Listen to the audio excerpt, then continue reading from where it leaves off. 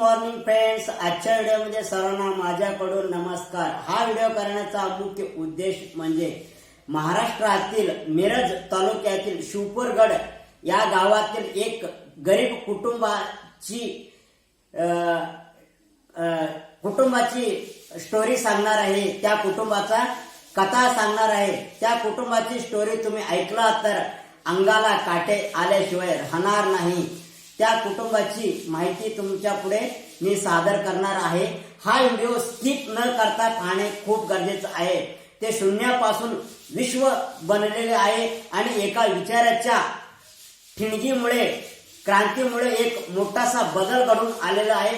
अख्खा महाराष्ट्राला प्रसिद्ध झालेला आहे किंवा खळबळून गेलेला हा एक गोष्ट आहे। कारण त्या कुटुंबाची परिस्थिती खूप गरिबीची होती। त्यांच्या वडिलांनी दररोज कामाला गेलं तर संध्याकाळी त्यांना जेवण भेटायचा आणि त्या कुटुंबामध्ये 4 बहीण 1 भाऊ होते आणि त्यामधील मोठ्या मुलीची विधाता ह्याची खूप मोठी कामगिरी आहे। त्याच्या या विचारामुळे मोठे क्रांती घडून आलेले आहे आणि त्यांच्या या विचारामुळेच मोठा बदल घडून आलेला आहे। आता डायरेक्ट विषयाला कथा सांगणार आहे, ऐका। त्यांच्या वडिलांनी दररोज कामाला जावं लागतं आणि कामाला गेलं तर संध्याकाळचं जेवण त्यांना भेटणार, नाहीतर ज्या दिवशी त्यांना काम भेटत नव्हते त्या कुटुंबाचा मुख्य मालकाला काम भेटलं नाही तर त्या दिवशी त्यांनी उपाशी त्या कुटुंब राहायचा। असाच खूप दिवस चाललेला होता। एक दिवशी त्या कुटुंबातील मोठी मुलगी विधाता हिने विचार केला की आपले 4 बहिणी आणि एका भाऊला आणि एका ठिकाणी बसले की ते म्हणाले, आपली घरची परिस्थिती बदल करायचं असेल तर तुम्ही मला सपोर्ट करा आणि तुमच्या सहकार्यामुळे मी एक मोठा बदल घडून आणतो आणि तुमच्या मदतीमुळे म्हटले। ते सर्वांनी बहिणीने त्याला साथ दिली आणि त्याचबरोबर त्याचा भाऊही त्याला साथ दिला। प्रत्येकांची नावे सांगणार आहे बघा। विधाता हे 13वी मध्ये शिकती, त्याचबरोबरीने विधाता 13वी मध्ये शिकते।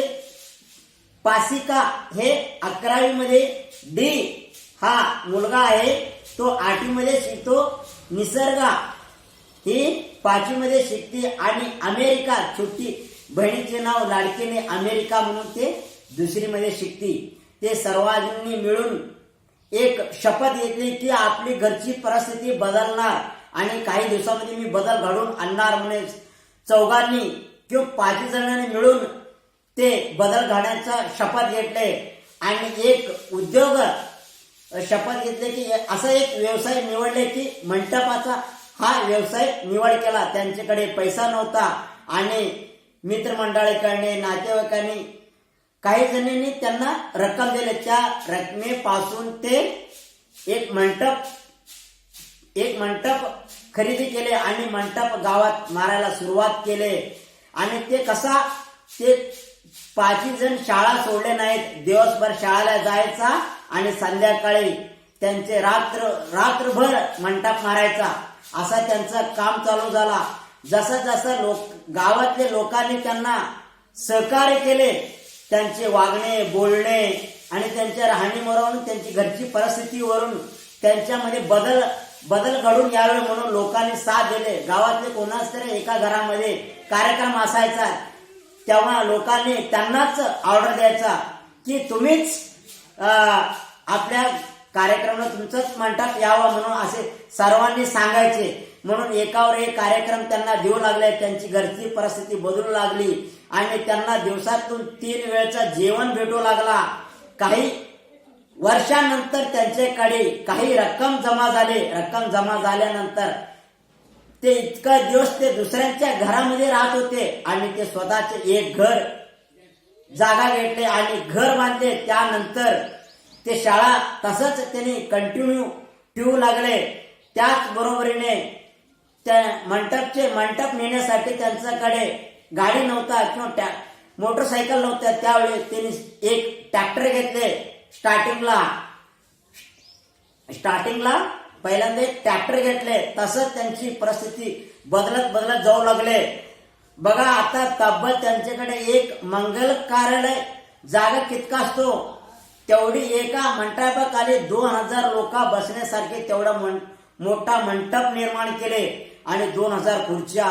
जे एका लग्नाला A to Z मटेरियल लागते ना तेवढा सर्व मटेरियल त्यांनी जमा केले झिरो पासून.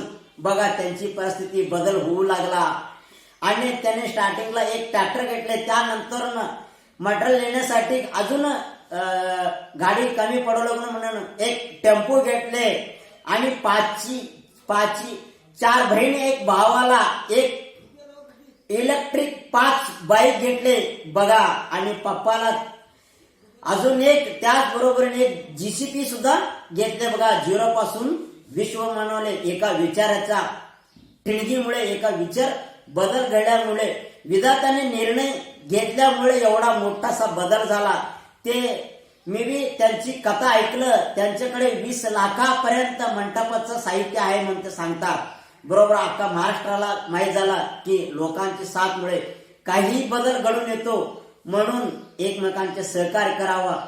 म्हणून ह्यावरून अजून एक उदाहरण समजून येतो की सूरज चव्हाण हा एक गरीबातला गरीब माणूस, तो दररोज दुसऱ्यांचे काम करायचा आणि संध्याकाळी जेवण करायचा. त्यांचे लहानपणी त्यांचे आई वडील वारले होते.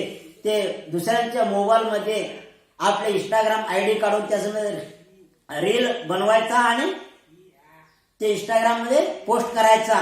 तसंच त्यांचं दैनंदिन चालत होता. एक दिवशी असा उजेड आला की बिग बॉस मध्ये त्यांचं नाव सिलेक्ट झाला. बिग बॉस मध्ये 2025 मध्ये बिग बॉसचा विनर सूरज चव्हाणला निवड करण्यात आला. त्यांची बोलणे, वागणे आणि त्याचा प्रेम लोकांना आवडू लागला, म्हणून बिग बॉस 2025चा विनर सूरज चव्हाण झाला. म्हणून लोकांच्या हातामध्ये काही असू शकतो. आपला प्रामाणिकपणा असेल तर आपण कधी आपला दिवस बदल घडून येतो.